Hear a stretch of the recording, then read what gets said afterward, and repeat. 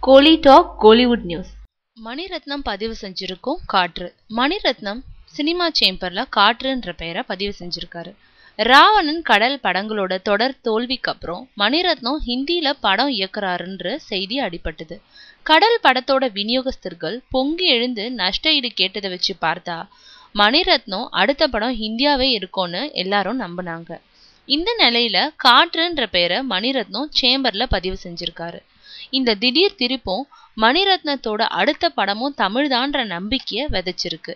அதே போல் இயக்குனர் பாசிலோட மகன் பகத் பாசில் அநேகமா மணிரத்னத்தோட படத்துல நடிக்கலான்னு சொல்றாங்க.